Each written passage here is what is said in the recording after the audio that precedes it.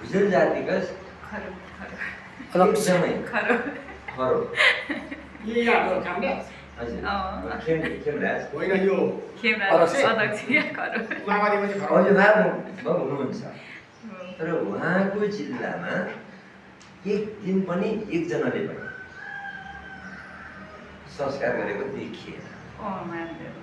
ए खेमको गाउँ गाउँको त कुरै नगर्नु जिल्लाभरि पनि धादिङ होइन र उहाँको दार्जिलिङ हो अहिले बसोबास अनुसन्धान गरेको धादिङ जिल्लामा एकजना भुजेलले पनि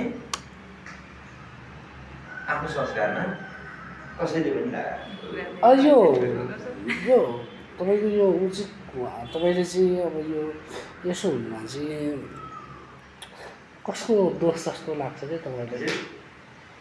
कसको गल्ती जस्तो लाग्छ यस्तो हुनुमा? एउटा होइन सुन्दा पनि लाज मर्दो, सुनाउँदा पनि लाज मर्दो क्या।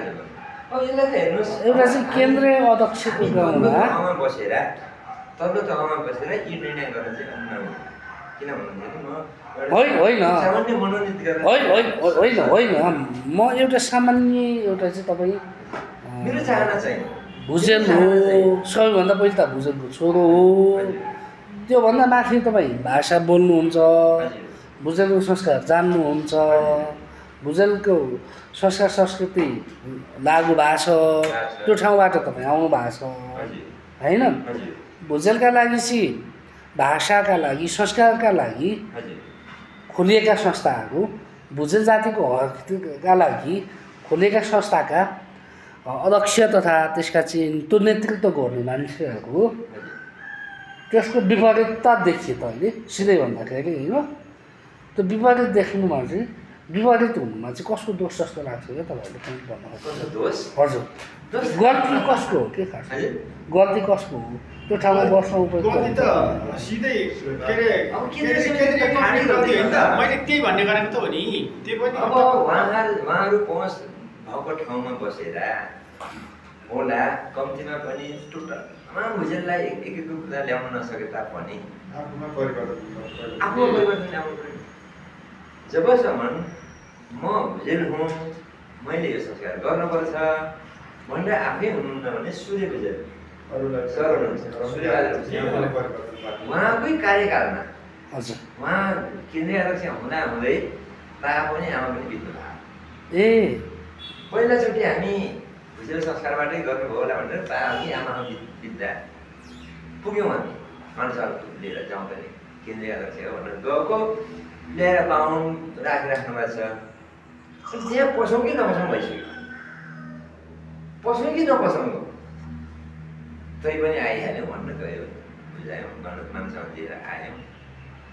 त्यतिखेर के भन्नुभएको थियो भन्नुहुन्छ ल मेरो संस्कारमा मैले यतिखेर बोल्न सकेन, बोल्न पनि जाने मान्छे त्यसले बोल्न जान्ने सत्य कुरो। अनि आफू कि आमामा बित्नु भएको थियो, आफू कि आमाको पालामा चाहिँ मलाई त्यति भयो क्या यादै भयो। आउँदा दिनहरूमा चाहिँ म मेरो संस्कारबाट गर्नेछु भनेर वचन दिनुभयो। हामी त संस्कारका मान्छे गएको थियौँ त्यहाँ, अनि त्यो वचन चाहिँ दिनुभएको थियो। अनि अब मेरो कार्यकाल सिद्धिन्छ, त्यसपछि बित्नु होला भन्ने चाहिँ फेरि भने त्यही कार्यकालमा चाहिँ बित्नु सुइक्क एक बजी पनि नबोलिकन बाहुन सुक्क बोलाएर तपाईँ पनि केन्द्रीय कमिटी हुनुहुन्छ होइन? म केन्द्रीय मैले तपाईँ गुनासो नगर्नुहोस् होइन? केन्द्रीय कमिटीलाई मन नपरेको कारण मैले त्यसरी दिएँ। यी भुजेलको हकितको लागि यहाँहरू अवसर भयो क्या। मेरो भनाइ त्यही हो। अस्ति उहाँले अन्तर्वार्ता लिनुभयो, मैले त्यही भनेँ। 14 वर्ष 15 वर्ष तपाईँको भूमिका बसेर भुजेल पनि भनेँ मैले। यही चित्त नबुझेर मैले यो कफन भुजेल समाज भनेर समाधान गरेर दर्ता गरेर ल्याएको। म त लागु गर्दैछु होइन? र मैले भन्ने गर्छु, अहिले भन्ने पनि मैले 3 जिल्लाको मालिकहरू दुर्गर के अरे हिजो पनि सपोर्ट भने आइजोसम्म भने भन्दैन। यिनीहरूले सम्झौता कसरी सँगाउँछ? भुजेल हुँ भन्ने भुजेलको चाहिँ भुजेल हुँ होइन, भुजेल हुँ भन्ने मात्रै भयो नि त मामा।